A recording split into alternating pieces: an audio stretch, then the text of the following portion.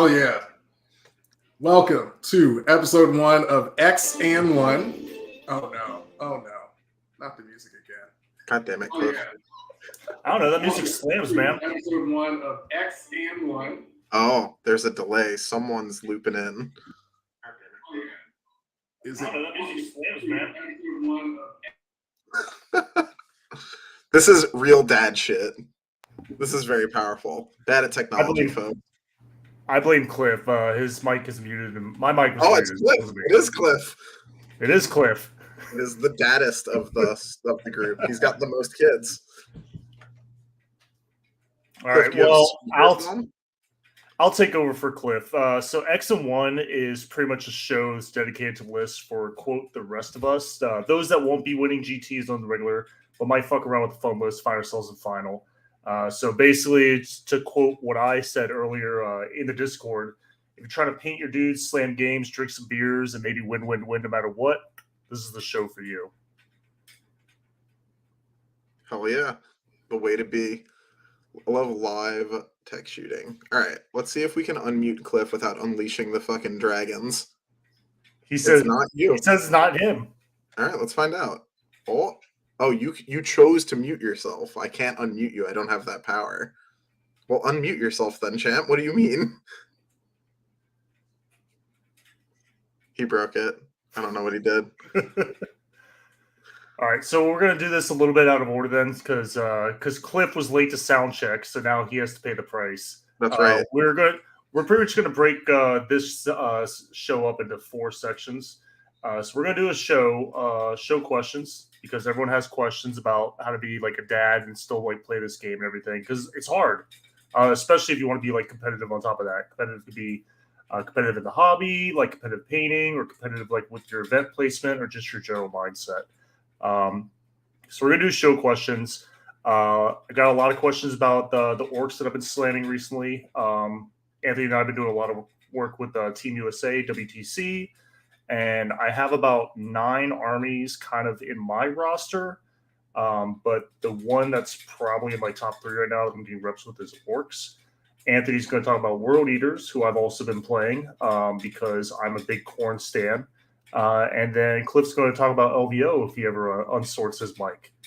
So I'm going to go ahead and punt this straight to Anthony, and we're going to go into World Eaters because even though orcs are the best, World Eaters and like Karn and Berserkers and like everything corn related, those were my first models I bought like way back in like 1997, 96 time frame. So 3.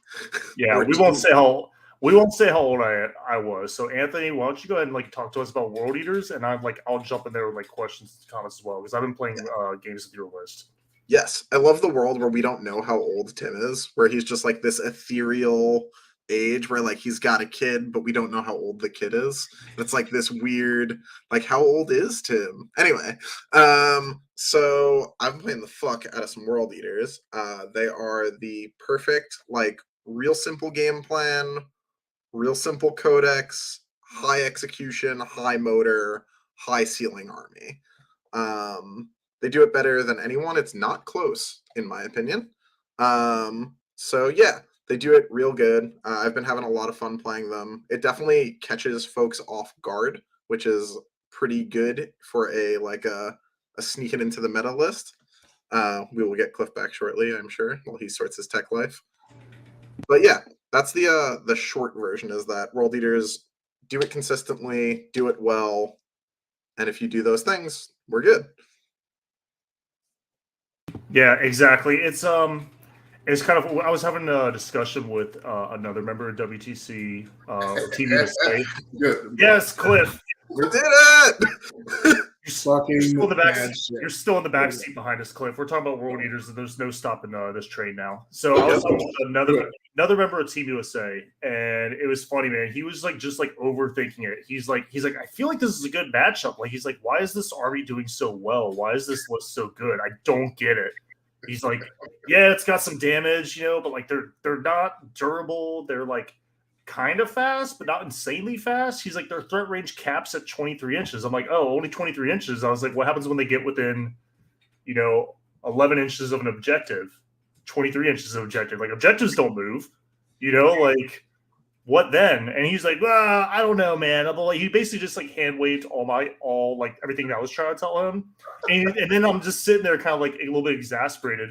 And he's like, oh, I don't get it. I must be missing something. I'm like, yeah, you sure are. I'm hitting you in the face with it, dude. Like if you disrespect the movement or the damage, or you just like have just general hubris, or if like you overthink it, like World Eaters are going to like turn you out.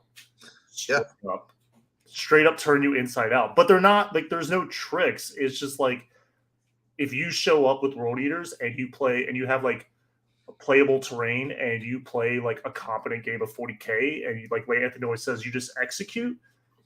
Yep. It's really kind of like your game to lose at that point. It's very much like an honest type army. Like, hey, I showed up. I'm here to slam. Let's let's trade a little bit. Let's pummel a little bit. Let's play some secondaries. Let's play some primaries. And if you just try to like get cute and gigabrain them, like they're gonna turn your army inside out. Yeah.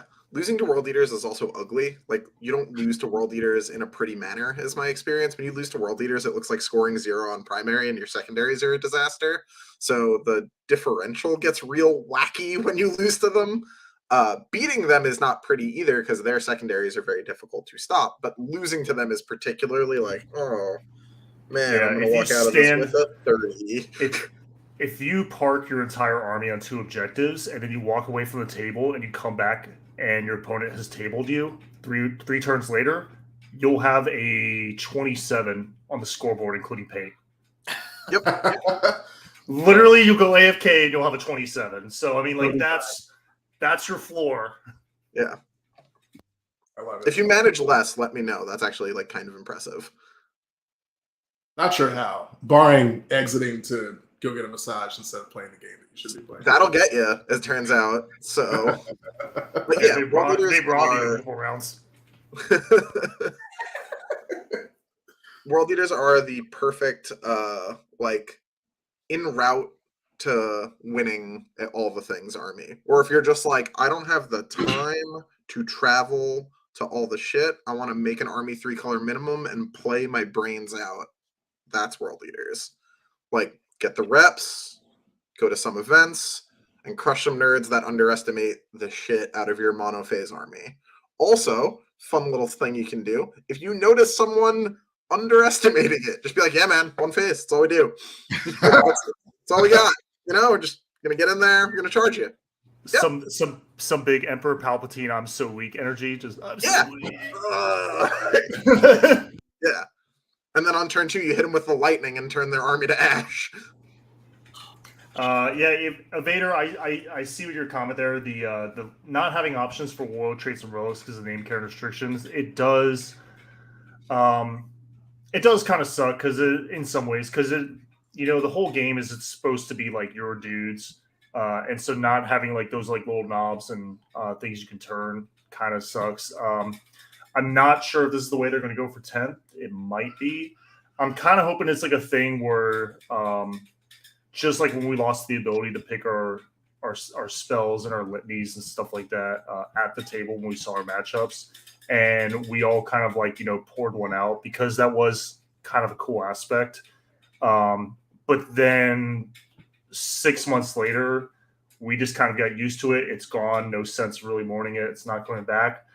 And we just kind of forgot about it, and we ended up still like enjoying the game and having fun anyhow. Like it is cool to like tinker endlessly with like Battle Scribe like while you're on break at work, But at the end of the day, it's like the actual like painting models, putting dudes on the table, seeing your boys and girls playing with other people. Like that is at the end of the day the fun part.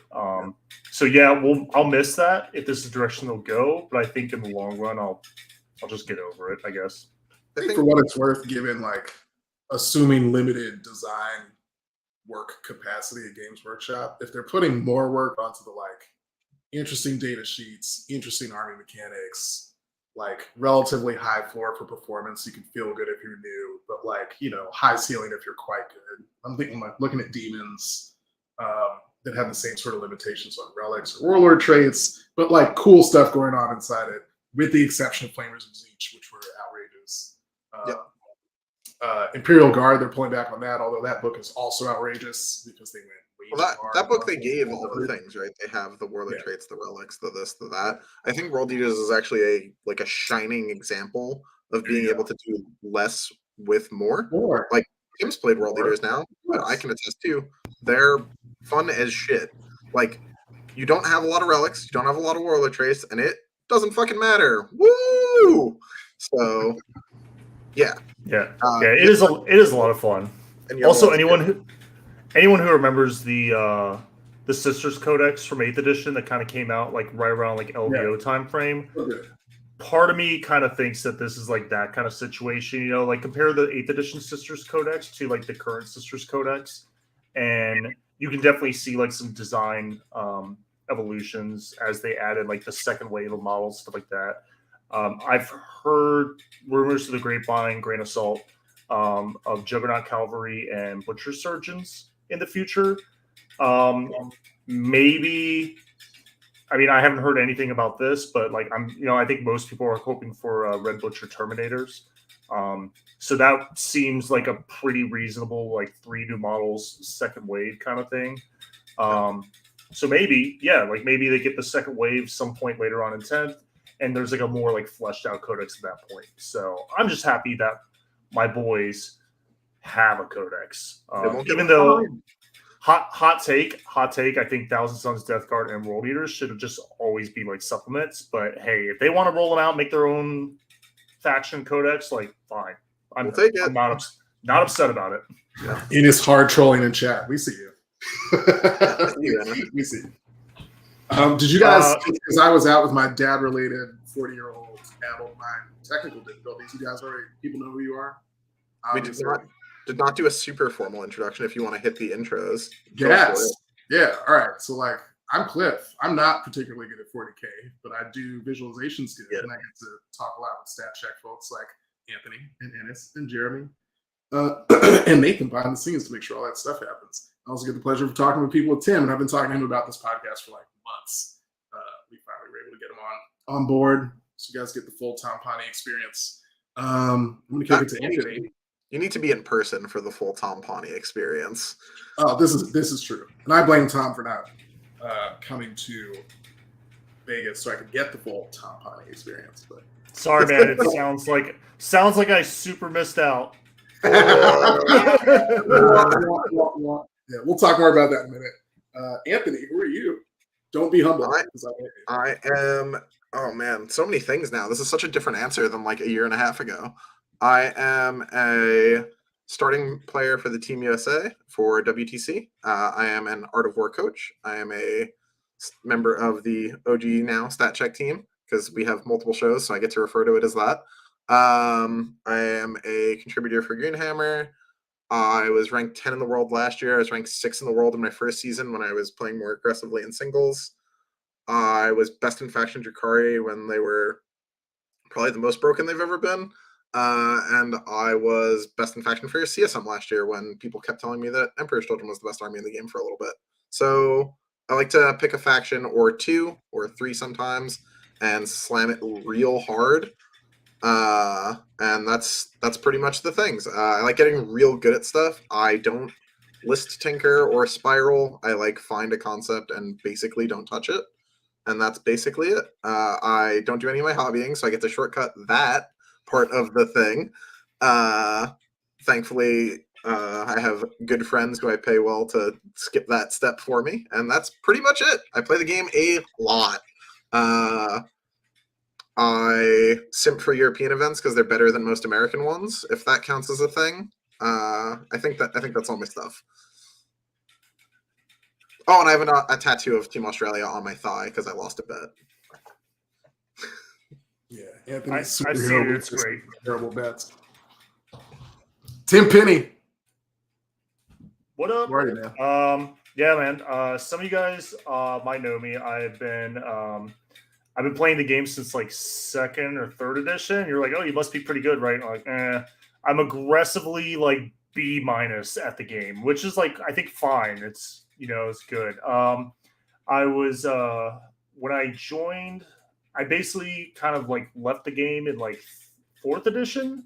high school, girls, sports, cars, that kind of stuff. And then I went like straight to the military and got to like travel the world and everything. And so like little fragile, expensive like toy soldiers were never really something that I straight up quit. It's just like something my life wasn't really like in a place for.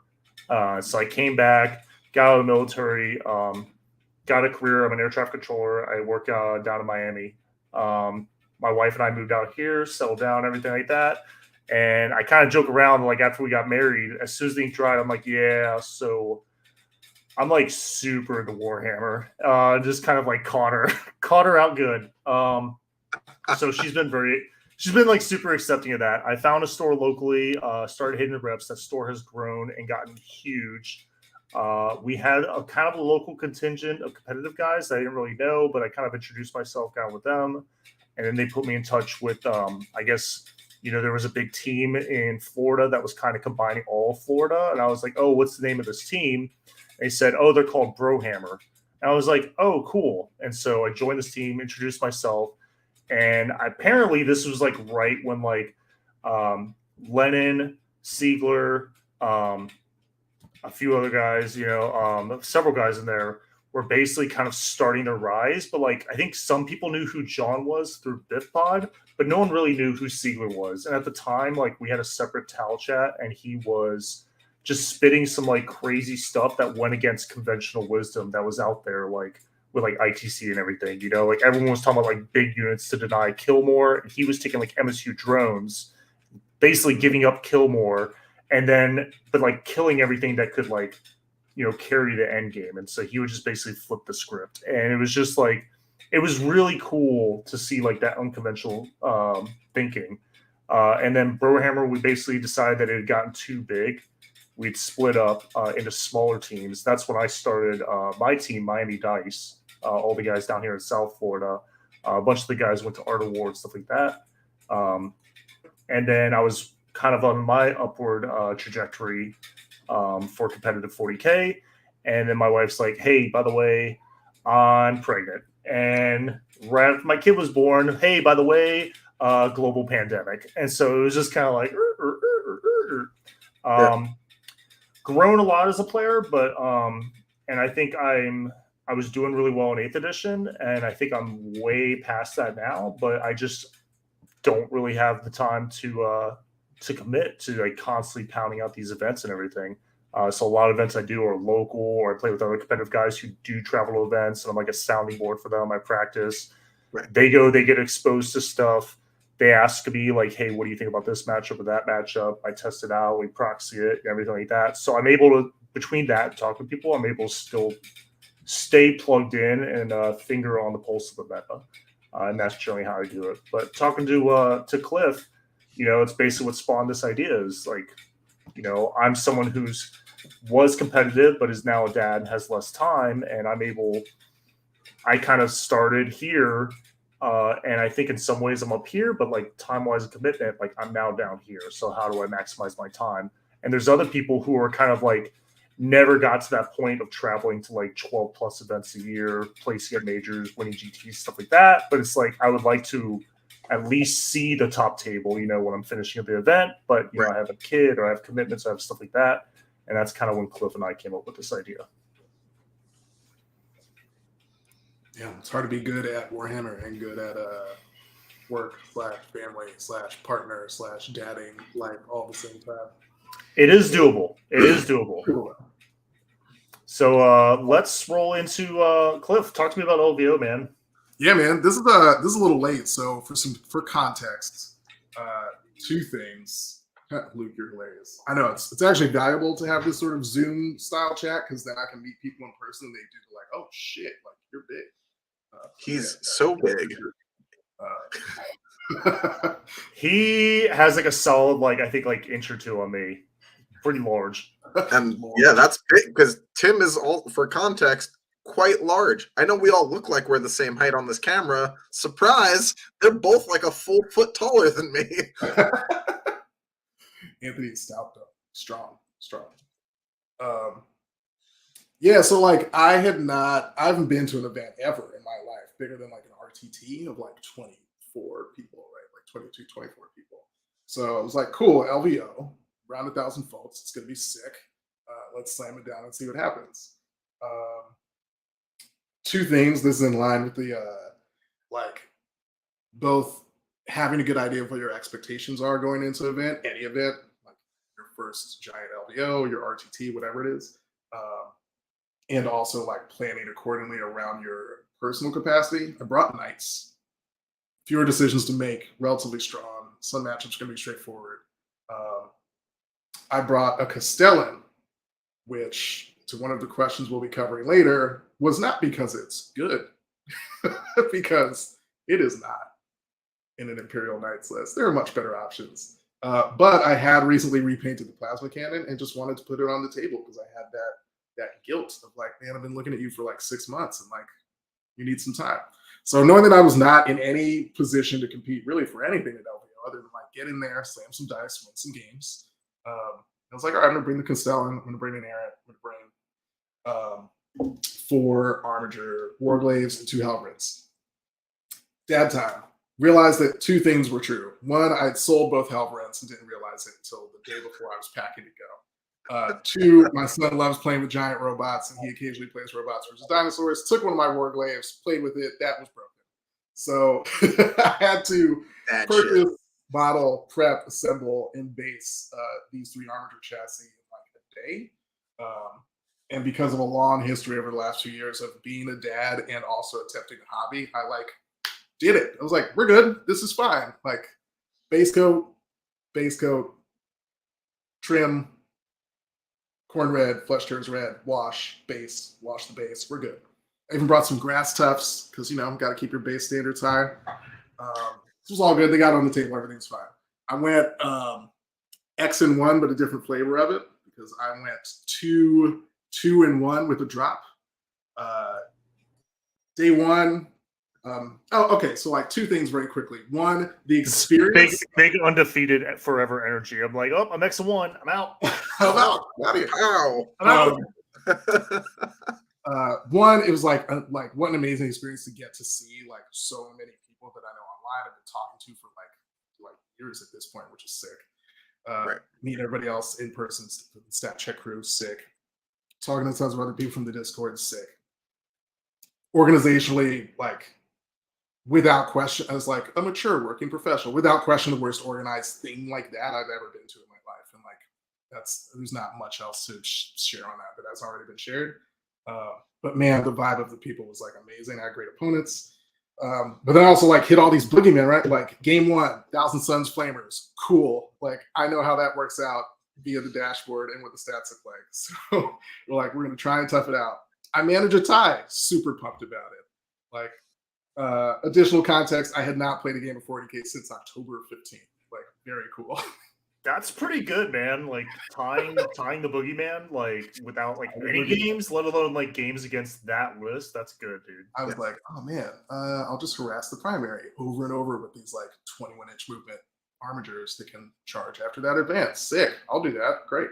Yeah. T-Suns don't like massive aggressive vehicles. No. Punch them right in that top score. Fuck them. So hit the tie. Super fun. Great opponent. Lewis was his name. He was the man. Game 2, Leagues of Votan. Double Hecaton, Emir with Berserks, triple bikes. Cool. I know how this goes. Like, man, we are gaming today. Had anyone explained the Core Buster combo to you before it was done to you? Oh yeah, I wrote a whole article with the math on it about how like it was. It is fun. Like it is fun whenever you do it, and like your opponent's just looking at you, and you're like, "No, I swear I'm not cheating. This is actually like." Oh, by the way, take like 12 mortals. And I swear I'm not cheating. By the way, like, yeah. Why? Okay, fine. Opponent played great. Like move blocked me with all the bikes, hit the Zerks to the center objective, did all the things. And this was the one game where like the Castellan connected twice, and like that did it. Like. 1 fortress down, turn 1, dope. 2nd fortress down, turn 2, cool. I'm like, we're playing a game now. I've lost. Game 8. We're doing it. So like that, won that game by like 12. That was amazing. Yeah. But now, not where I thought that was trending. yeah, won that game. Super, super cool. And like had the experience of then like my opponent being like, "What could I have done better?" And I'm like, "I wish I was good enough to tell you what what that meant."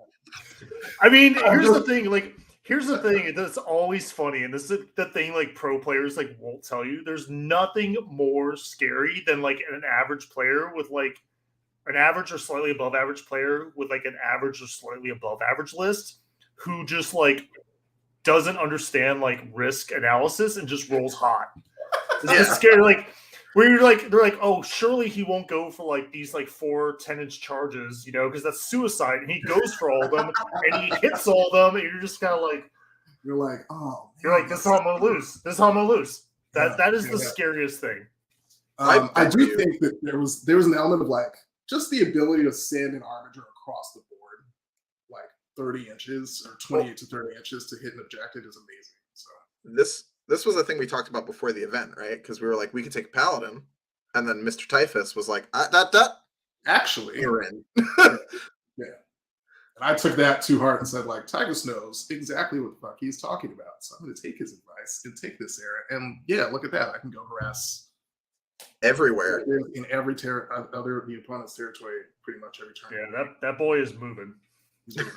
So at this point, my brain is fried, and I'm like also large. My knees hurt because I didn't sit down at all for like any of this time because I'm an idiot. This is my first jet event. I told you before your first round. I was like, sit when you can. You were like, fuck you, Anthony. No. Nope, just like walking around with 230 pounds, standing up for like 7 hours straight.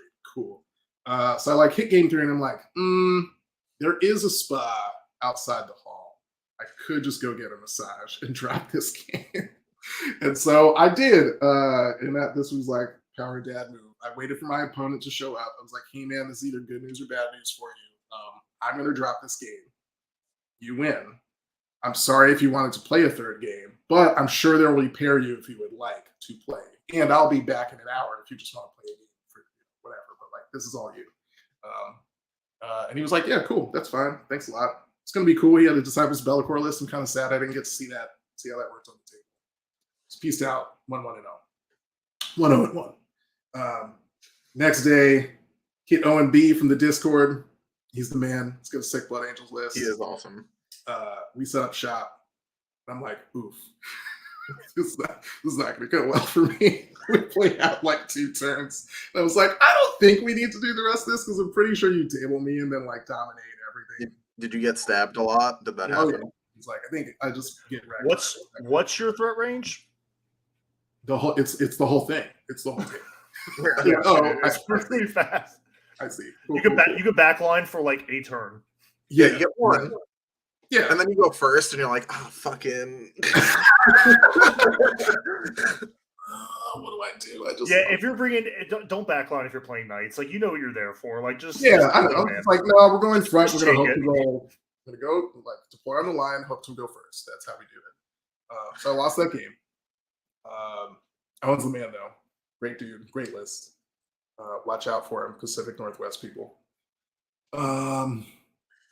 Game after that, I hit. Man, this was like the classic. People clown on this dude, this kind of gamer, but like his list was like, man, I can't deal with this at all. Not on this terrain and not on this particular mission. Like 50 Deathwing Terminators. Yep. Pocket carry, bunch of Cyclone missile launchers. And I've got knights, and I'm just eating 20 crack missiles a shots a turn, and like can't do anything. Man had nameplates. He had a story for his chaplain. He's like written down the thing. Like dude was the man, and also absolutely clowned on me in that game. So much respect for it. And then last game, played a Black Templars player. Gosh, I forgot his name, but he was the man. Was it just like the he wasn't ready meme and you just shot him until he died? Shot him until he died. Yeah. Shot him until he died. And I won that game. And that was it. That was my LVO experience. Super fun. Would do a big event again and plan on doing at least 5 this year. That was really fun. Finding the time will be challenging. However, would not do LVO ever again. Like ever. That is a fairly common sentiment. Yeah. And that was it. Yeah, that was my first time out at the larger than RTT Warhammer 40K event last.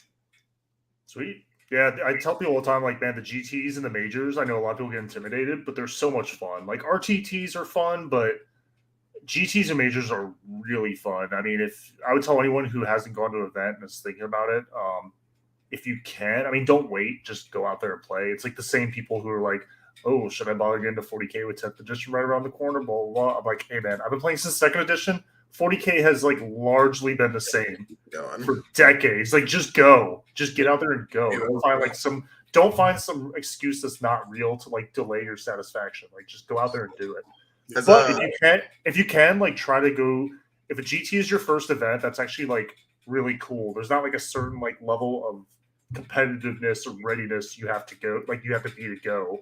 Like, most people are there are just like, you know, like they play, like, I've been to so many GTs and majors where people like they play like maybe an event or two a year, you know, like they play like maybe a game a month, you know, like you don't think you have to be this tall to ride. Just go. Just go. You'll have fun.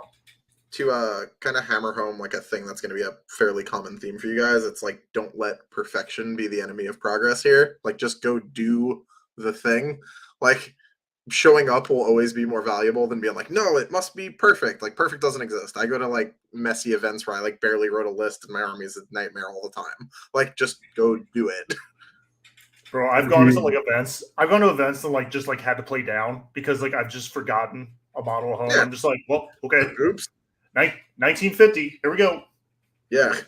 Today we have what am I going to do? Drop? Like, no, screw that. I'll just play. If you ever need reassurance, just remember that, like, I played at LVO and beat Zinch plus Flamers and League's Botanimir double Hecaton with the Castellan after not playing since October and won those games. You can do it too. Go and do the The power of who makes less mistakes is like a real thing. So, do you guys want to switch to the next topic? Like, we're doing on time. So, like, I want to hear about about the orcs. Yeah. Okay. About the orcs. The orcs. Anthony, why aren't you playing orcs, man? Like, there's such an Anthony army. So generally right now, I'm not a starter on Team USA, but I am a prospecting / team member. And my role right now is to be kind of like a flexible player, as someone who's kind of like bounced around and played a lot of stuff. I think I've played every army in the game except for Admech and Yannari, Death Guard, and Thousand Suns. I've played everything else, like at least like 3 or 4 games this edition. So I kind of like know everything, what everything does generically. Now, if stuff has got like supplements or rules and everything, I'm not really kept up on it. But that's a lot of stuff. That's a lot of storage. That's a lot of money. That's like, you can't manage, you can't keep up with that much stuff. So like right now, generally, I've kind of come up with a little system myself where I just have like 9 armies. And I'm kind of like, well, these are the 9 armies that I'm going to try to keep in my wheelhouse at any given time. 3 that I'm proficient on. 3 that I would just need like 10 games, and then I'd be ready to like go to an event with them. And then 3 where it's like, please give me a 6-month notice because I own this army on paper, but I don't actually own the army. I sold it a year ago, you know, but I wouldn't mind playing it, just like, but give me like a notice, you know, and that's kind of like my tiers. So right now we have like a whole cool thing where we show like where our faction coverage is and everything. But for WTC, I have orcs, I have world eaters, and I have chaos knights, and that's kind of like my main wheelhouse. Below that is I don't even remember, like sisters, dark eldar. It doesn't matter. Transport. But anyhow, so Anthony's got a firm claim on world eaters right now. I've been playing them because they're like a pet faction for me. They're a fast combat army. Like, I just need a couple reps, just kind of like learn the rules, like roll some activations, get the muscle memory. But I'm like, after about like 5 or 6 games, I'm kind of like, okay, I know what's happening here. So I like, you know, orcs, I need more reps. It's a typical Goth pressure list from top to bottom. It is all Goths, no Force Org. It's a Runt Herd. 2 war bosses. One's a squig boss. One's a foot boss. 2 units of beast snaggers, 3 units of grots, 20 storm boys with the power claws, 15 commandos with power claws, 4 squig riders, 3 squig riders, all with bomb squigs, because that is probably one of the most overpowered rules in all 40k, and everyone's sleeping on it. It sure is. Yep. And 2 kill rigs, with the same spell loadout, because I don't like to think. And then a truck with the funny tires to make it go fast. And I want to say that's it.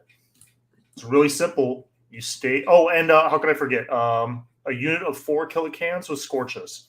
Your babies, your beautiful boys. My babies, I love them. But I put the list on the table, and people were like, "Okay, show me your list, man. This is like 3,000 points." I'm like, "No, I swear, man, this is like 2,000." Yeah. They're like, "No, it's not. No, it's not. This is like a 3,000 point list." I'm like, I swear to God, it's real simple. You basically take your green tide. You take get the good bits, and the third you just wing it. You stage turn 1, stage 2. You just smash into them like the green fist of Gork. And then if there's anything left after that, anything at all, like while they're trying to like deal with you, then like that's when the 2 war bosses and the killicans come out to play. And at that point, they're playing with scraps, and then you have these 2 like avatars of Gork and Mork, and then like these random robo boys, and it's just way too much. The raw accuracy. Hey man, I love my stompy robots, man. I know what I'm about. I I love fast melee, and I love undercosted vehicle spam. Tim, can you talk about why you think the squig bombs are underrated and / what's going on with those guys? Okay, so basically this is kind of my premise on orc shooting. Orc shooting is barely balanced by the low weapon skill of orcs. So you have at best you have like grots who don't get any sort of like, usually don't have core, or they usually don't have like clan cultures or stuff like that, and their ballistic skill 4. And if you're shooting through dense or whatever, now you're hitting on 5s. Rerolls don't really exist in the army, and if you're shooting with orcs, you're hitting on 5s, potentially 6s. Again, not really like rerolls or whatever, but just the sheer insane stats on these guns are just absolutely insane. So you can like high roll people. So when I was looking at this, I was like, well, I could take 1,000 points of shooting and be kind of like, a decent gun line, or I can condense it down and I could take 2d3 auto hitting las cannon shots, which to go from 5, sometimes hitting on 6s, to 100% hit rate. And I'm not talking about like 2s real on 1s type 100%. I'm talking about like, no kidding, like you cannot miss. You will hit straight up. And then squig bombs, which are functionally ballistic skill 3 that ignore modifiers, ballistic skill 2 if you're a vehicle. And then there's so many reliability checks they skip. I don't care about your dense cover. I don't care about your regular cover. I don't care about your toughness. Like it's just, you take mortals. They ignore lookout, sir. They ignore line of sight. I could be in combat. You could be in combat. We could both be in combat. Like it doesn't matter. Like as long as I'm eligible to shoot, like you're eating a bomb squig. The ignore lookout, sir, is so fucking rude. It's so good. And WTC rules that you can release them from a truck when you're open top. I personally don't. I don't agree with that, because I don't agree with it. For WTC games, I'll take it. Me personally, call it a hang up. I don't play like that, because as soon as you start to make the argument that it's a shooting attack, you open yourself up to losing all the things that actually like make it really good and worth taking. But any list I run is going to run anywhere from like 3 to 5 of those bad boys. And then usually I supplement it with volume shooting with Scorches, who again ignore the ballistic skill that orcs have. They roll a number of shots and they hit. So between that and then Frazzle and Squiggly Curse, which are absolutely cranked powers, I actually have like a lot of ways to like really do damage to you before like I slam into you with a bunch of like strength 7, strength 9, strength 12 idiots. Yeah, so, the ramming speed's no joke too, right? Yeah, ramming speed is no joke. I usually will do that with with one of the kill rigs. I'll definitely do it with the killicans. Usually when they come in, they'll flame, then they'll ramming speed into something. There's a variant of this list I wrote where I drop 2 Squig Hog Riders, and I drop 1 Kill-A-Can, I drop the Squig Boss, and I actually bring 2 planes, 2 DAC Jets. One with the DAC Jet upgrade where it's doing like 48 shots if I hit the 6 when I activate it, and then a regular one, because the regular one's like 100 points, and then you spend like an extra like I think like 10 or 20 just to bump it up to like 40 something shots. So cheap. It's a lot of shots. I actually didn't like Ork planes before, because everyone else that was running planes had a way to put them in reserves for free after they saw who went first. Whereas Orcs, you had to kind of guess it. You're like, oh, I'm a little bit scared of this matchup. I'm going to spend CP to put them in reserves. Meanwhile, all your strats cost 2 CP. And then you'd end up rolling and going first anyhow. And you're like, well, this feels terrible. You know? Or you'll just like gut check it and then you'll lose your planes. So now everyone starts off the board. So you're relatively kind of like on even level. And not only that, but like you start off the board for free. So it's like kind of like a boom boom buff to like Orc shooting.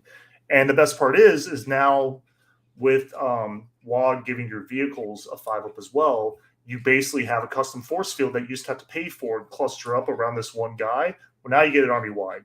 So ideally the play pattern is you're reducing your footprint, you're staging, you're moving up, you're trying to get your disembark, your fast units, your storm boys within threat range to start pressuring those midfield objectives and moving to center field turn 2. And then when turn 2 happens, you call the WOG, everyone disembarks, the killers are advancing and charging.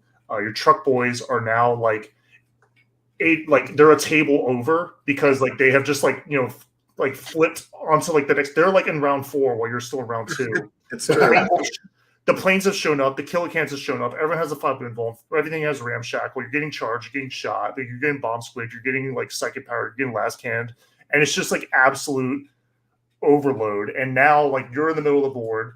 You're launching. You're scoring 12s and 8s. And they're trying to push back. They're just trying to survive, let alone score primary. And they're scoring like 0s, 4s, and 8s while you're scoring 12s and 8s. And you can just kind of keep that up while you're scoring all the secondaries. And then having those little bit of extra vehicles gives you enough extra oomph that you actually don't get like table turn 5. That's pretty much how that list plays.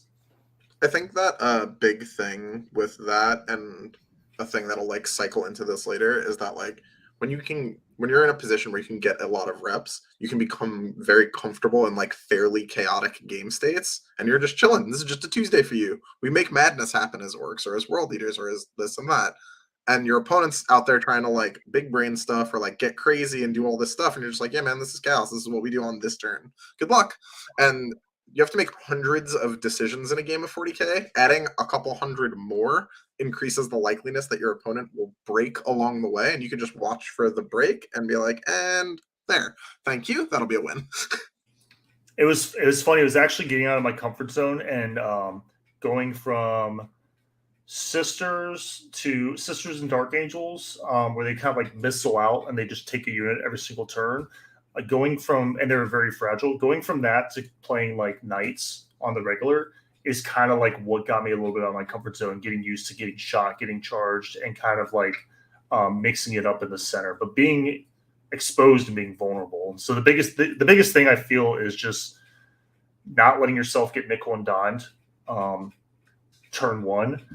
I know it doesn't seem like a lot if like this unit loses 2 or 3 models, this vehicle loses like 3 or 4 wounds. But free damage, like for your opponent's perspective, free damage equals free wins.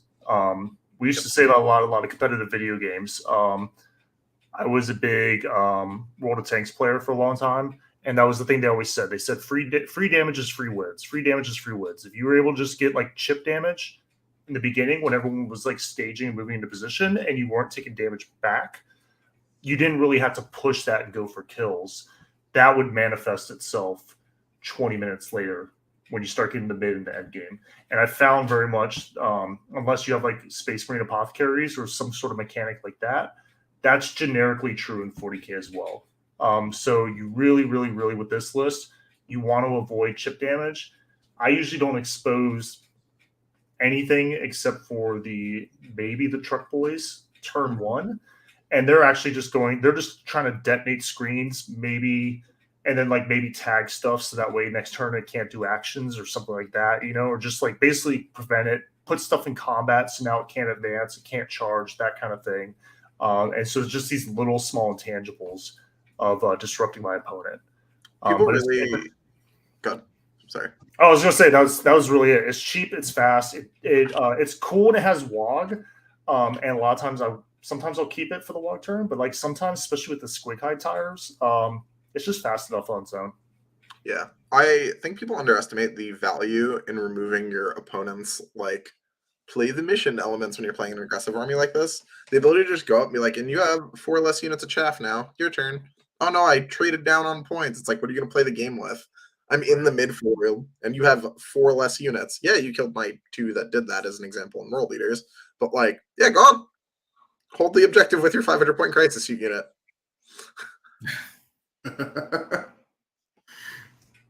Love it. Cliff, do you have any questions, or did you want to like roll into show questions? I actually feel like show questions are going to like launch a lot of discussion of like what we're trying to do with this show. Yeah, I think so too. I almost want. Oh man, I want that World Eaters vibe though. But you guys already did the World Eaters stuff, right? So we're good. Cool. Yeah, I got the questions pulled up. Let's see. Let's hit it. This one is definitely from a different show. Let me find where ours starts. This one is from Derek. Said, if I recall, Tom said he's going to Adepticon. So, Tim, how much alcohol do you want access to at Adepticon? And what's the cheapest stuff you're willing to drink if it gets snuck in? Hey, man, let's get fucking weird. I'm only going to be there for like a day. So, and half the reason I'm going is to see you and Nick. So, let's go. Let's go. Dan, am I misremembering, or you were at one point hosting the War podcast? I was. That came from me working with John Lennon a lot, and I knew Nick from before, and I guess they had some. I'm drawing a blank on the last podcast host. This was pre-COVID, and it feels like forever ago, or the start of COVID. And they needed a new host, and I was having pretty good success with Florida Man 40K at the time. And so they reached out and they asked me, and I said yes. It was a little more structured than I like. I think that's kind of like why they've had like a rotation of hosts going in it, because you're kind of doing the same thing over and over and over again. But it was kind of a good way to network and get exposure and that kind of stuff. It was really great to work with Nick. Love working with Nick. But I definitely think I prefer podcasts like this with a little more open-ended. Yeah. Frank, do you ever feel guilty or remorseful about buying stuff that has never seen play or been painted? How do you move on with that feeling? And I asked him to expand. And he basically said, I basically bought 2,000 points of Custodes a month after my daughter was born to have something new to paint and work on. Then I got hyped because they ended up being super good. But then they got nerfed for the RTT I was going to bring them to. So they basically sat on the shelf since purchase and never saw in real life play. And now I'm not quite sure what to do with them since they take up valuable limited storage space and I don't really have a desire to play them anytime soon. I'm going to kick this one to Cliff. Yeah. And then maybe Anthony can only answer half of this because he doesn't assemble models. But I'm going to kick this one to Cliff, and then I'll kind of bounce back off that. Yeah. So there's sort of like 2 underlying realities, I think there. One, when your family expands, your free time plummets. So you're just like, especially early on, right? Like the time that you do have, you're exhausted. You've got to support your partner. You're trying to be there for your kid. It just sort of like goes down. So there's an understanding that like what may have like a 2,000 point Custodes army may have previously taken you like 2 weeks to paint up to a reasonably good spot. And like now you're looking at like 2 months maybe, especially early on with the baby. I think because of my understanding of like what my competitive ceiling likely is, this take might be a little bit different, but like if you love an army and love the way in theory it plays and its theme, you'll get to it eventually, right? Like you'll get there, you'll paint them, they'll be fun. As of right now, for example, like Custodes are quite good and like you should run them. They're a perfect X and 1 candidate. The other part of it though is like don't be scared if you're like this no longer brings me joy, and you know that to be true. Like ditch that army. People will buy it. There's so many places online to offload things secondhand. Our Discord being one of them. Someone can just like play it now. Yeah, like feel free to do it. On the other hand, like I think Tim's in this place too. Things that I've like painted and hobbied up, even if I'm not necessarily interested in it at the time, like I'm probably not going to toss that. Like I cared enough about it at some point, I am likely to care about it again. But things are just sitting in boxes, taking up space. Like off it goes, and don't feel bad about it. That's my golden rule. Even when I feel really compelled to break it, I just remind myself that I came up with that rule for a reason. The rule is basically, if it is painted, I don't sell it. I just don't. I have some models where I just straight up love the Telemon. I have some models where I just straight up like don't own the army for it anymore. I just have like a handful of models because it just I ended up biting off more than I could chew, and then I just had to sell it because it was just like, well, I'm clearly not going to get around to, either it was like ADD and I bought it and I hit that dopamine rush, and then something else caught my attention, or just things happened and I just didn't quite get it up and running for an event, then I missed the boat. That kind of stuff happens. Just keep in mind the last time you missed a boat because of hobby lag and just how that felt. That's half the reason why you don't want to sell anything that's painted, because when it becomes good again, that's less hobby lag you'll have. You'll just be ready to go, or you'll have less stuff to paint. But if you're constantly selling painted stuff and then rebuying it, and now you're having to rebuild it, now you're having to repaint it, and stuff like that, you're going to be missing the boat more often than you're not. Some of these armies, like depending on like when in the balance cycle they are, or how egregious they are, stuff like that, some of these armies are flashes in the pan, where it's like, hey, you have a month, or it's like absolute power. Other ones are a little more dragged out, like either the power isn't obvious or GW misidentifies what makes them strong. Or they drop on a balanced data slate. Yeah, AdMech, Drakari, it was like half measure, nuclear option, like that kind of stuff, but then they usually pull them back. Like AdMech are a good army now. Orcs are a great army now. Custodes are back to being where they are, arguably a little bit stronger, but they're just kind of being masked by other things being more oppressive. But still a great army. So like that's the other thing, is like things that were bad become good again. So identifying either something that like grounds you to the army, whether it's like the faction lore or the play style or stuff like that, because I don't really feel super tied to any one army for lore reason. I like 40k lore more than I like a factions lore. If I just want like lore and that kind of stuff, I'll go read a fucking book. I like to play the game. I like the play style. I like to crunch. I can enjoy my lore other ways, with like painting and like the reading and like memes and that kind of stuff.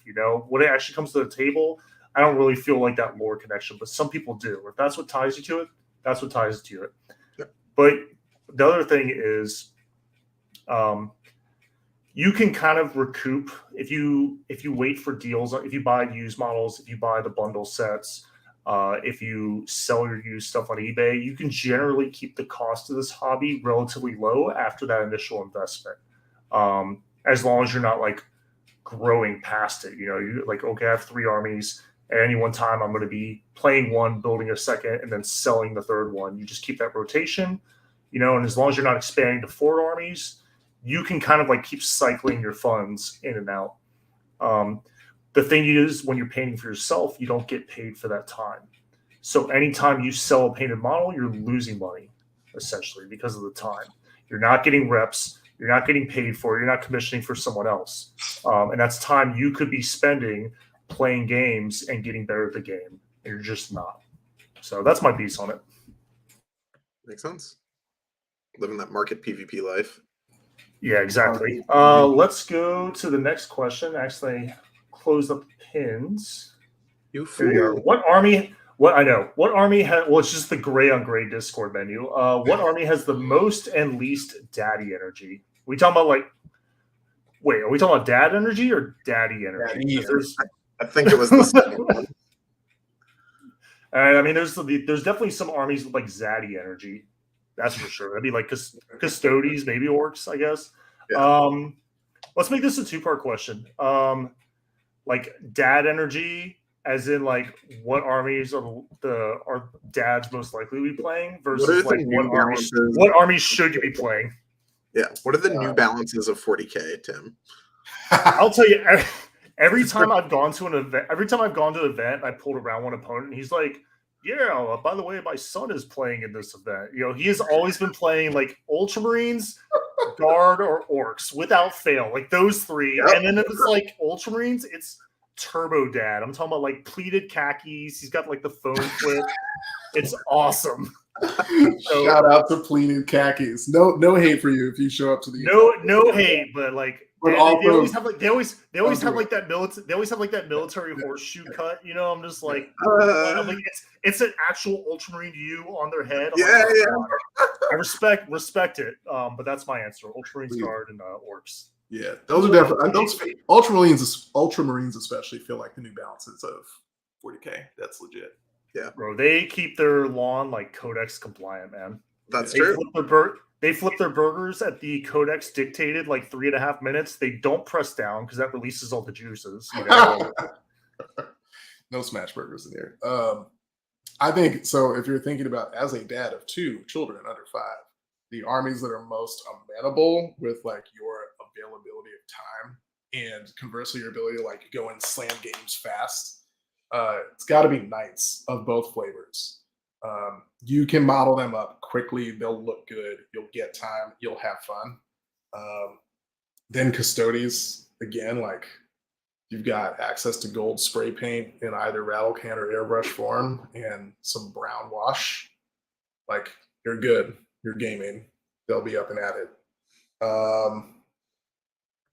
Think of other like relatively low time commitment. So here's the thing. You can build a big boy time list with like most of the factions in the game. Like you can slam 4 greater demons on the table and have a good time and like go 3-2, maybe 4-1. Thick City was a vibe for a long time. You can slam a bunch of Custodes Dreads on a table. You can slam a bunch of Iron Hands vehicles on the table right now. That's actually like just don't. So we can neither confirm nor deny the fact that you can slam 3 Reapers. I'm making no promises on the shelf life of that list. Yeah, it's not going to be around long, but like you can put it up, you can get up pretty fast and have a really good time for like the next 4 weeks or so. I think I've learned a lot about you two from this comment. Accurate. Good. Go ahead, Anthony. Tell us your thoughts. Yeah. So the comment is Cliff's just advocating for all the big stompy robots because he is a big stompy robot. And I think this is more accurate than I'm willing to admit because all the armies that I enjoy the most are like a bunch of medium-sized dudes that hit you real hard in the face. And I feel very attacked right now. Like if your army's got 3 or 4 wound dudes with a Feel Pain that hit above their pay grade, I'm really excited and I'm feeling all sorts of ways right now. God damn it, Luke.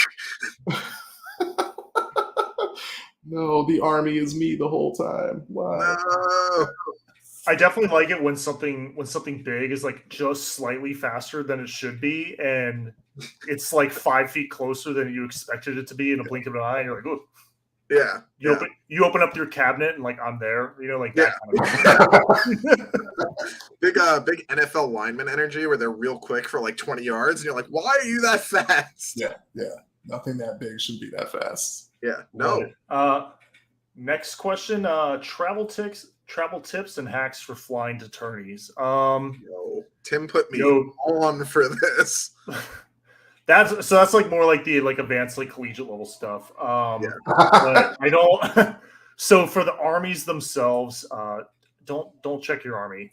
Just don't. God, I know there'll always be like 1 out of every 10 people who like are like, oh, I have my way that's always worked. I've never broken my army. Blah blah blah blah. I'm like, bro, it's just. I'm sure it works.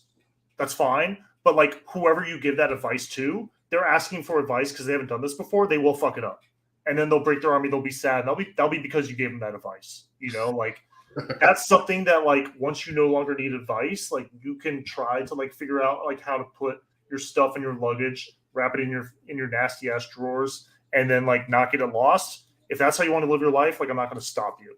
But I've seen those luggage handlers like just windmill slam cases like onto those conveyor belts. I've seen those conveyor belts with the rollers grab the pieces of the luggage and just like rip it apart. It's that the little vibrations, you know, if you don't have enough foam or padding, or if you're like whatever, like that can like also just cause your stuff to fall apart, even if it doesn't take any trauma. You know, or you can just show up to the event and they're like, oh, sorry, your luggage, when you made that connection, like you went on plane A, your luggage went on plane B, sorry, you know, and now you're just at the event without an army, and they're like, cool. Yeah, don't take that risk.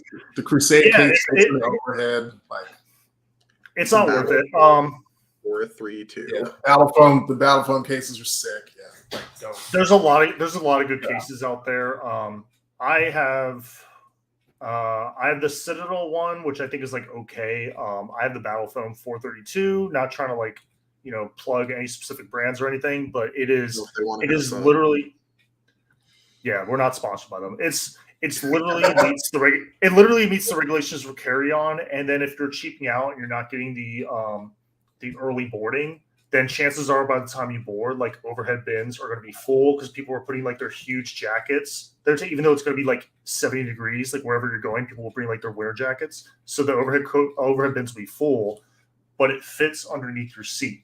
If it fits underneath your seat, they won't ask you to gate check it, right, which is what you're trying to avoid here. And then if that's not quite big enough for your army, you can then also take a 216 because you're allowed one carry-on item and one personal item. The 432 is the size for a carry-on item. The 216 is like the size of a laptop bag, and it qualifies as a carry-on item. And no matter how full the overhead bins are, you'll always be able to find room to put the 216 in there. So if you take those two, you should fit 90% of the armies in the game. Maybe not that Space Marines list with all the vehicles, but like you'll fit anything else. So that's my recommendation. To general travel things, there's like 2 credit cards you should aim for. One of them is context dependent. Wherever you live, figure out what the nearest hub is. So like in Atlanta, it's Delta. For me, it's Philly, it's American Airlines. Find the credit card they give out that gives you the automatic like group 1 priority boarding thing. Get that card when they've got high like miles rewards bonus thing on it, and use it. And now you get to check your bag that has all your clothes whatnot in it for free. Get on the plane first. Usually get access to some sort of lounge. You're good to go. The other thing, if you can swing it, is like get an American Express Platinum card because you get access to a Centurion Lounge, and those are in a bunch of different airports in the U.S. and internationally. And like showing up to the airport and chilling in there for like half hour to an hour, and like eating some food, having your drink. Cliff is flexing that tax bracket on us. Flex. Wrong. I'm not 4-1 in life, bitches. But if you can do it too. Yeah, same thing. I put Anthony on this. I kind of told like it sounds complicated if you've never done it before, but if you are traveling to a lot of events, especially if you're traveling to overseas events, it's probably, and if you're decent with money, or if you're like can be trusted with a credit card without like immediately ruining your life, then I would recommend finding one of those cards that gives you like the reward points and everything like that. I showed Anthony. We talked about this because we were talking about traveling to WTC and then also London GT. And I was kind of like, hey, find a credit card that gives you good points. This is my recommendation. I think I recommended him the Chase Sapphire. Yeah. And find airlines that it works with. Yeah. And basically, you buy your ticket with the points. You put in your freaking flyer number. Then you transfer the points from the credit card to the airline because they're a partner. Now you basically double dipped off the same flight. I'm flying 4 people out to Belgium this summer and then 6 people out to London this fall. So I was like, give me those points. Yeah. So hopefully I'll pay for hotels or some other flights. What even originally made me look at it is you were like, yeah, I paid for the flights to Belgium. Now I don't pay for any domestic flights for the rest of the year. And I was like, whoa. what? Like, slow down and explain that real slow. But like and honestly, I expected this to be like real complicated adulting shit, and this is the part where I'm not on the X and One Dad show. And it took me like 20 minutes, and I was like, oh, I need to do stuff like that more often because that's a whole bunch of money saved for very little effort. Yeah, free flights. Yeah, I'm sure there's ways to do it more efficiently, but it was kind of like I figured out the wave tops of it. And I'm like, cool. Yeah. I'm infinitely better off than I was before I knew how to do this. Tim got the X and One plan for flights. Got to do it. Limited time.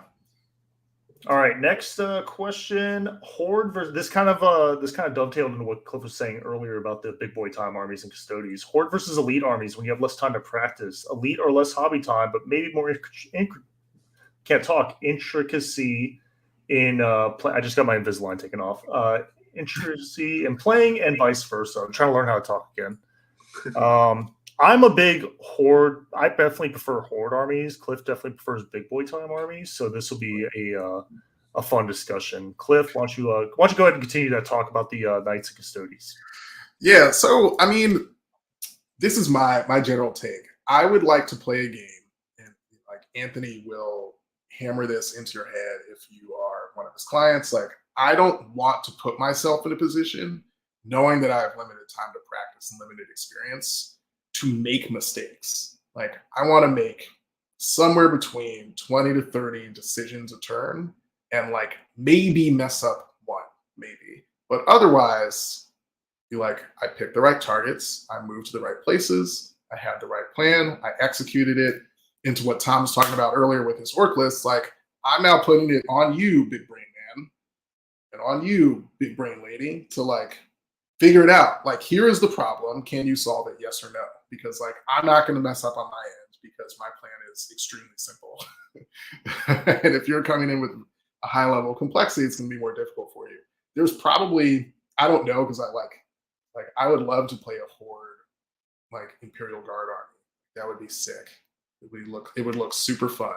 I will never have the time to paint like 200 infantry models. The way that I 400 boots, Cliff. Is that like I'm just not. I'm not gonna do that, and I know that, and I know that about myself. So that's just not my vibe. But I also play multiple factions, so like if I only played one thing, then yeah, then you can get. I think then you can get after it. But I max out around Death Watch in terms of number of models and complexity. Speaking of, I'm a big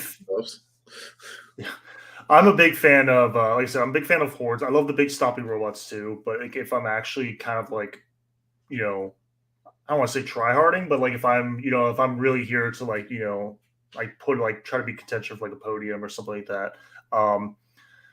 Generically, and there's two types of Hordes. There's Hordes where you're just like literally you're running like 150 plus 200 models, and you do just enough damage to hurt your opponent but not kill them. And the idea is that you're basically just passively scoring, and you're just like hurting their ability to actually reduce your numbers to the point where then they can start affecting primary or secondary, stop you from doing what you're doing. And then there's baby Hordes, I guess. I don't know if there's really an archetype for it. That's what I prefer, when you're kind of like in the neighborhood of like 80 to 120 models, which is where a lot of my lists run.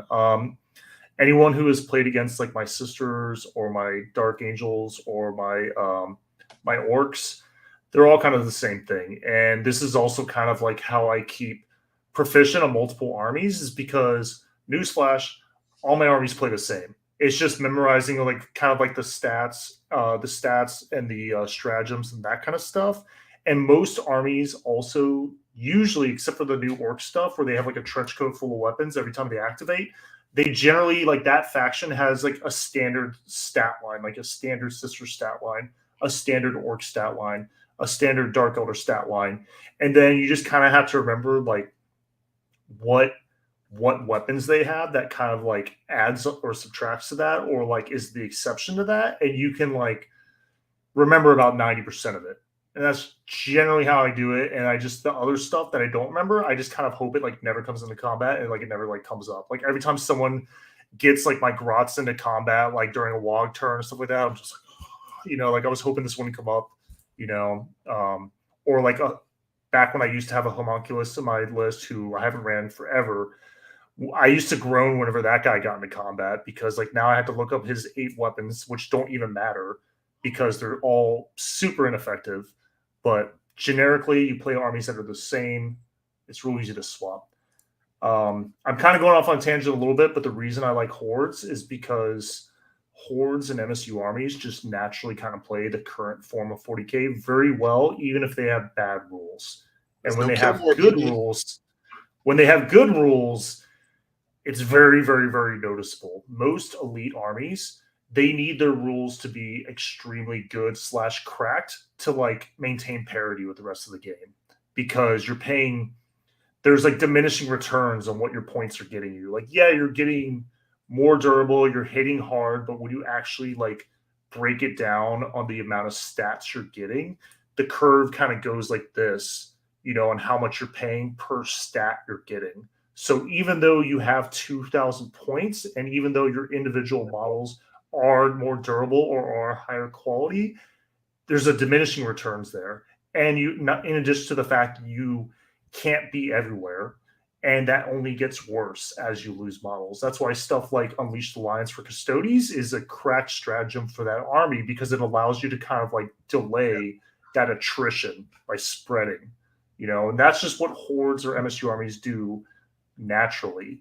And so then you have stuff like MSU armies that play with transports, and they it's like, okay, well, I'm splitting like cockroaches, and then over here you got to shoot and you got to kill this transport, and then like 2 units fall out and a character behind them, and it's like, okay, well now I got to clear both units or get both units like below 3. Now I got to kill the character. Oh, it's a sister's character, like she stands up, it's just like it's like a whole pain, like. And you can do that over and over and over again while you're also pushing stuff in your opponent's face because you have enough material to pressure them while also just making it not worth their time to really kind of put their limited resources into your backfield, which is something that like elite armies can't really do. That takes a lot of reps and it does take a lot of hobby time to get there. But if you have multiple armies, you can kind of like have like your armies you practice with and your armies that are like permanently on your paint desk, like getting ready. I have a World Eaters army that like half of it is here, half of it is not. And then I have, full disclosure, it's mostly printed, but I have like a practice World Eaters army that literally is just like not come out of my car. And ever since the leaks came out, I've just been getting reps with that. And then as soon as my army is painted, that proxy army is either going to get donated or chucked into the trash, or I'm going to give it to my kid or something. Like, I don't know, but that's fine. Yeah. Like, I'm basically doing 2 things at once by practicing and painting the same army in 2 different places. Yeah, it's huge. The failsafe. Anthony, how do you feel about, I think World Eaters is like, I don't know, for lots of reasons, I think it's like a phenomenally well-designed book / army, both from like a hobby preparation perspective and like, you can do well with this if you play with a relatively straightforward plan. And also if you're like a gentleman scholar of the game. It's my favorite army in 9th. It's the best army to like, if you're assuming that like, it's not the best army to learn the game with. I think that's something that like plays in most of the phases. That's probably the best way to like have an idea of what's going on. Maybe skip the psychic phase because that's for book reading nerds. But like the best way to like really make sure that you're like have game plan, execute game plan is with armies like this. I talk about this a lot. That like World Eaters are strong, so they make a good army to learn the game on. Because when you fuck up in a game, you could be like, "Oh, that was me. This guy right here did that." I'm not like I didn't lose because I was like I didn't lie to myself, and I wasn't like I really like Sternguard vets. And then I took my Sternguard vets, and they got blown out. And then I was like, "Well, I lost the game because my 100-point unit." Like, there's no built-in excuse with World Eaters because they have 4 units, and if you take the good ones, you'll just do well. Just making sure that you're doing well is built back into you because like you only got 4 units, bro. Use your 4 units, take a bunch of them. Like World Leaders do like the Horde thing and the Elite thing kind of at the same time because you have a lot of units, right? Like that list has like 12 credible threats in it. Like if you let them just exist in the board, that unit will just like wipe a flank. So when that happens, you need to be like real cognizant of the fact that like, hey, my game plan's going well. I'm doing the killing. I'm doing the dying in the right places. It's funny because like in their creation of like a Berserker Rush army, it's not as much a kill all the opponents as it is a die in the right places army. And that is really good for when you're like, hey, I have limited game time. I'm going to throw a lot of reps into this. And as long as I know what I'm doing, you're in a great position to punish opposing mistakes, which is what a lot of that comes down to. But yeah, the army's not a ton of models. It's what, like 24 8-bound, 25 berserkers. We're in there under like the 55 model count. Like you can get out there and get after it, what I assume to be fairly quickly. Yeah. If you're so before we close out that question, like, yeah, if you're one of those gamers who just like loves to spend 10 hours painting a single troop model, my honest advice is just be like, either don't play hordes or buy a little bit more than you need to buy, lower your standards for the army that you actually want to play sometime this century, and then buy an extra box of troops or something and paint your heart out with that. And then like maybe later on you can go back and like backfill your crappy models with your good models. But we only time is time and money. Unless you are single and independently wealthy, like you're gonna have to make compromises somewhere. Yeah. Okay, so the big question that Sam Lemon asked, which I think is going to honestly take up a lot of our time. What up, Tim and Cliff? First, thank you for doing the show. How do you balance your Warhammer schedule with your partner or family life? What does your family and or partner think about your hobby? This is a really, really good one because I think this is going to honestly form the heart and soul of this show, which, by the way, I think Cliff and I talked about, but we're not doing this weekly. This is going to be like every other week because, we preach what we talk about. I love Warhammer. I ain't doing this shit every week. Sorry. You'll just have twice as many questions. So I think the biggest thing is you need to make sure that your fundamentals with your family are good. You got to make sure that you are in a good spot with your relationships with your family, stuff like that, because if the foundation is shaky, you can't build a house on it. The hobby, by and large, doesn't really matter. I think it's some hobbies can be easier, some can be others. I think the biggest thing is just, regardless of what is in the parentheses, when you explain to your significant other, say, hey, when I do X, this is important to me. This is a part of who I am. This is what sparks joy. This is what makes me passionate. They should be respecting that. However, most significant others are also going to be like, well, is this going to grow outside of its compartment and start taking over the other parts of the pie chart? You need to not just say, but you need to take action to show that whatever hobby you're doing is not going to take over your life, that you aren't going to let your job responsibilities, your family responsibilities, your chores, like simple stuff like taking out the trash, cleaning, at your family time isn't all going to fall by the wayside as this hobby slowly takes over your life. And so sometimes that's going to mean playing a little bit less 40K than you used to. That's going to mean like, hey, sometimes you're going to have to put the battle scrap down and actually have like a freaking conversation with your significant other or your son or your daughter, that kind of stuff. You at the same time, and this is how I do it. We have a calendar. It's actually right here. It literally has like our schedules. It has like my kids' schedule and everything like that, but it'll actually say like podcast, tournament, that kind of stuff. And as long as you're showing that like, hey, my life is compartmentalized and within reason, none of this is going to flow into the other, and you are making sure that you are showing that the other parts of your life are important, as long as your relationship with your family and your significant other is healthy, they will respect your compartment as well, and they're not going to like overflow into it. Hey, they'll work with you to let you have your podcast about toy soldiers, to let you have some painting time, to let you go off and play like practice games or tournament games, stuff like that. You might have to advocate for yourself a little bit, like, hey, I can't do it. Remember, we talked, I have a practice game today, blah, blah, blah. But as long as there's give and take and you show, don't tell, that this isn't going to take over your life and it is important to you, regardless. It could be basket weaving for all I care. If it's important to you and you mean that, but you also show that you're going to have good work-life balance, in a healthy relationship, your significant other will usually reciprocate that. Yep. Same thing. I have this full-time job. It's very demanding. I have a big team that's grown a lot that I manage. I'm on 2 boards. I lead one of the committees. I do executive coaching on the side.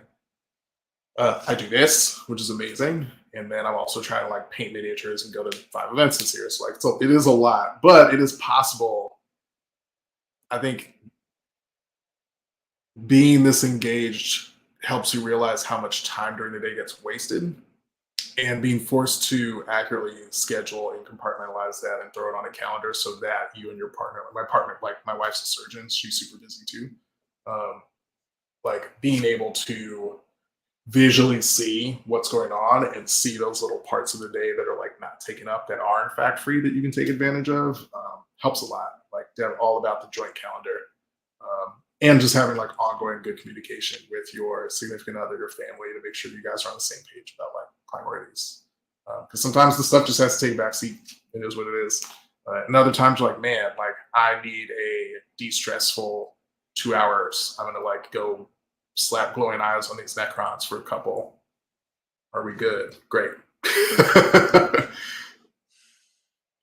Anthony, you're not, so like I don't want to leave Anthony out of this because like he has a partner. He's very busy as well because he has a full-time job and is also coaching and is also like a leader on Team USA. Like he's got a lot going on. Your boy fucked up his time management today, so I worked from 6 to 3, then coached from 3 to 5:30, then from 5:30 till we started this, and then after this I have another coaching game. So we did not do a good job today.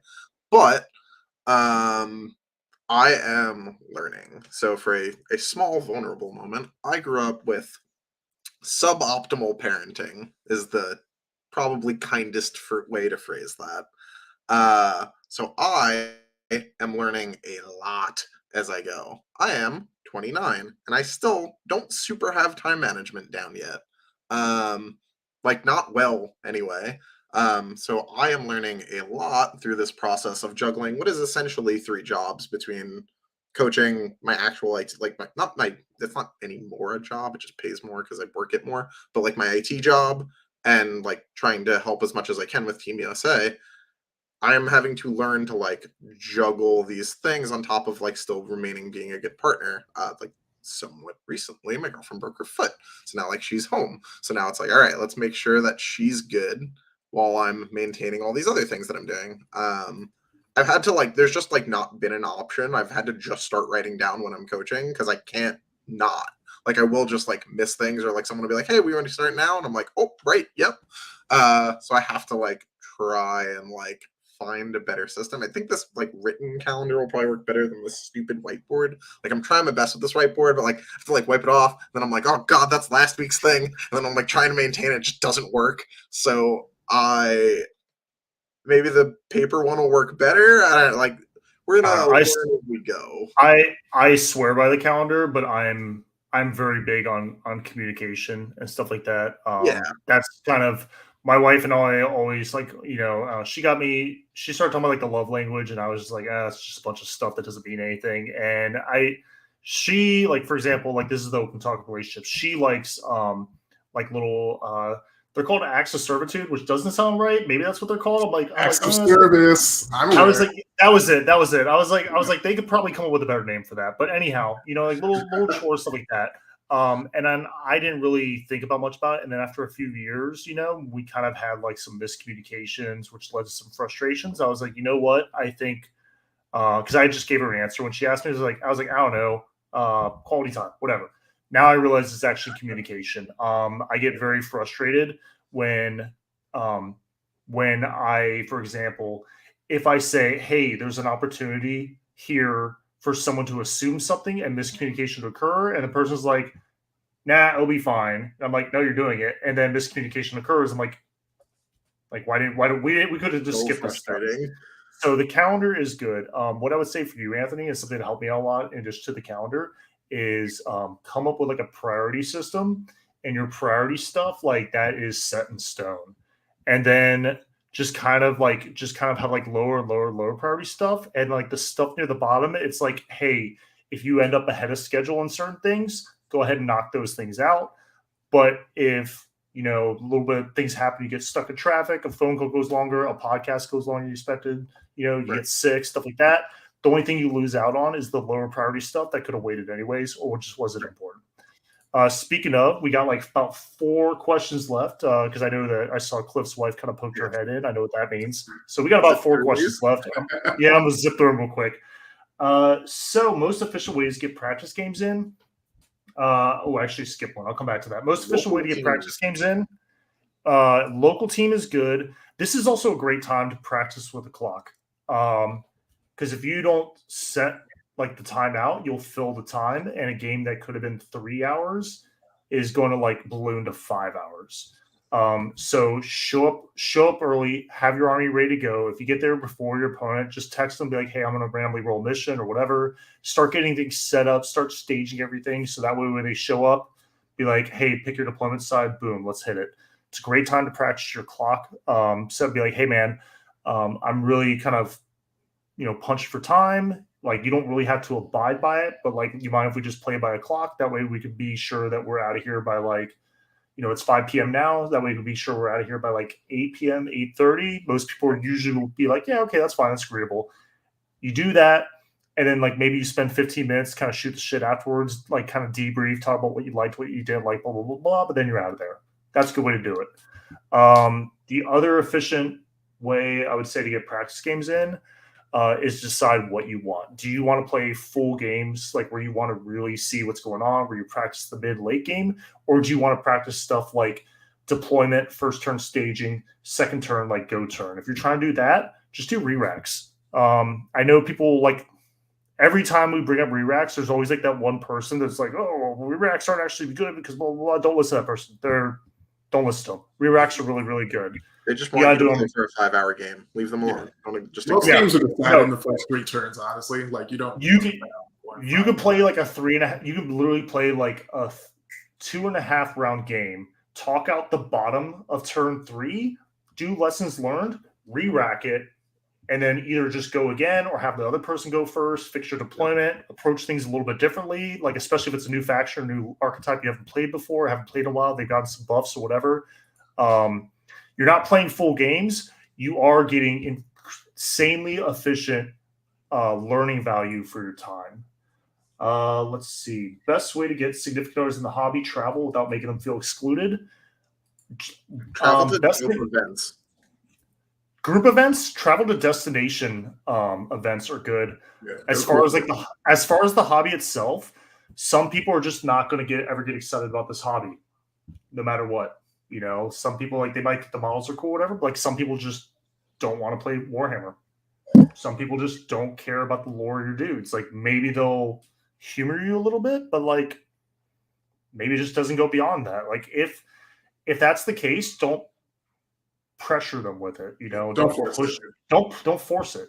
Like let them know the hobby is important to you, and as long as they respect like your time and like the stuff that makes you passionate, that's fine. That can be just where it ends. Next, let's see. Favorite dad joke. Ooh, man, I love a good pun. I would say any good pun is pretty good. Also, just the absurd humor that we have in our Discord is pretty damn good. Yeah, the Stat Check Discord goes hard on the humor. Best Father's Day gift you've received. I can't think of anyone off the top of my head, but like honestly, like if I just get surprised with a nice dinner, and it's like something that I like that I didn't ask for, like a restaurant wise, like that's pretty cool. I'm not used to receiving gifts. I don't ask for gifts ever. So if someone gets me something that like I need and I'm not going to throw away, but I just never thought to ask, people make jokes about socks and underwear, but like that shit is a baller gift. My wife took a pottery class and made me a paintbrush holder. And like, I was like, this is amazing. Thank you so much. Just, little things. Best fatherly advice you received. I know there's like probably some like poignant quotes out there or something that like are really powerful and I'm forgetting, but like honestly, I would just say honestly, like if you were fortunate enough to have parents who are involved in your life, like realize that they're humans too, they're people too, and they're not always going to do things right. So if they do, take that. If they don't, make a note of that. And if you had a good father, try to take that and then like take it to the next level and build on it. Mm-hmm. If you had a bad father, think about like how that made you feel. And if you ever have a child, like just you don't want them to go through that. So now you know like what not to do. If you have and that's like really cool thing about this community is because like the age bracket is like anywhere from like 20 to like 50.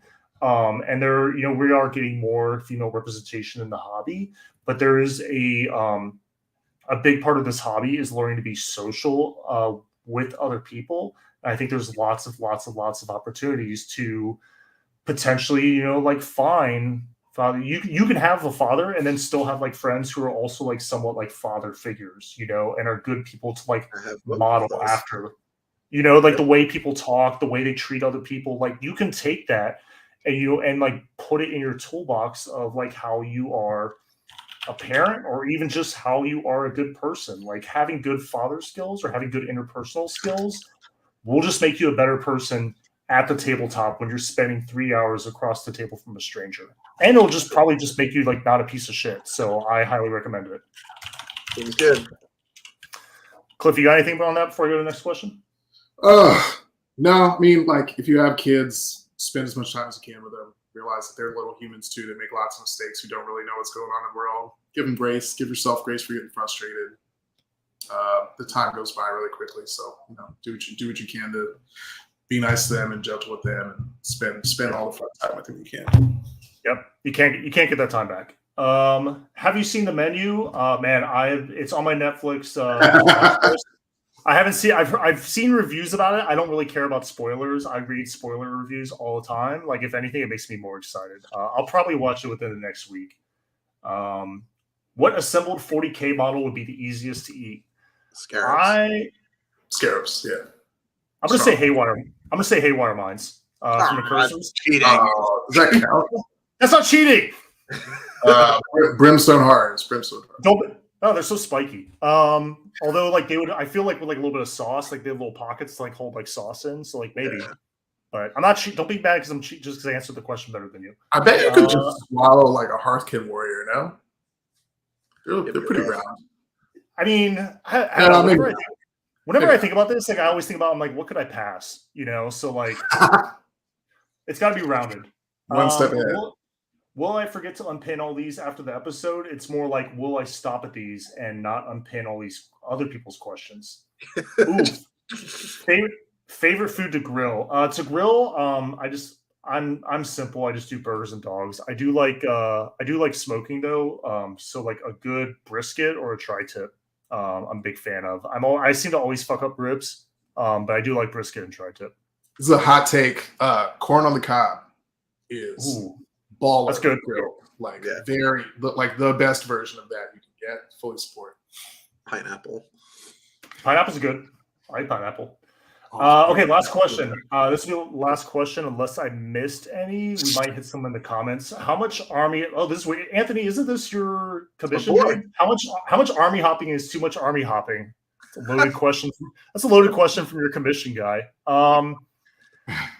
This is where you kind of go like you got to know yourself. It's going to come down to storage time. Storage time/time management and your finances. There's a term called whaling, and you have like there are people who just like live beyond their means and they buy like too many models and too many armies, and like maybe everything looks fine on the surface, but like the hobby's expensive. GW just announced a 6% price hike. Don't live beyond your means, man. It was an expensive hobby 25 years ago when I started, and it's only, even though they moved to plastic, it's somehow only gotten more expensive since then. It is, but most hobbies are expensive. So shit is pricey, especially when you're flying to Europe. Yeah, like I've done fishing, I've done motorcycles. I like all hobbies are expensive. I'm not trying to minimize it, but know your limits and be honest with yourself.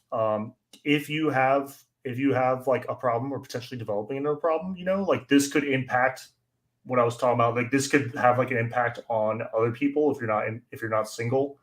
So keep that in mind. Be honest with yourself. If this is getting a little bit out of hand, like you probably need to like make some changes or take a step back from the hobby. And touch base with your community too. There's people around you that care. So just like use your resources. Yeah. And this is the nice part about having a team too, is like you can just be like, okay, I'm just going to rent this army and not own it, just borrow it, play a couple games with it. That was in Votan recently. Yeah, exactly. But there's like one of my buddies, he has like every single freaking army, and if I kind of like it, I'll just straight up ask him like, hey man, are you using this army? And he's like, no, what do you need? I was like, I need this, this, and this, and I'll just between two people, I can build a meta list. I'll play it. I'll be like, oh, this army is not nearly as cool as I thought it was, and I'll just give it back. I'll be like, thanks, got that out of my system. We're done here. Let's see. Do you guys have anything to add on that? Otherwise, I'd say let's go through some of these like questions for like the last 20 minutes. I think pick like 1 to 3 armies that you really like the aesthetic of and you like the playstyle of. Paint those, keep those, pick up the new shit when it comes out. It'll be good. I think we did it. Jim is here. Jim says, I swear Anthony just made eye contact with me through the screen. Right. Sorry. I'm about to cause some trouble in paradise. All right. Well, gents, if you don't have anything else to add, I think this is a pretty solid wrap. We're coming in just slightly over an hour and a half. I think that's not too bad. I'm looking forward to doing this in the future, probably every other week. I don't have like a fancy outbound or plug.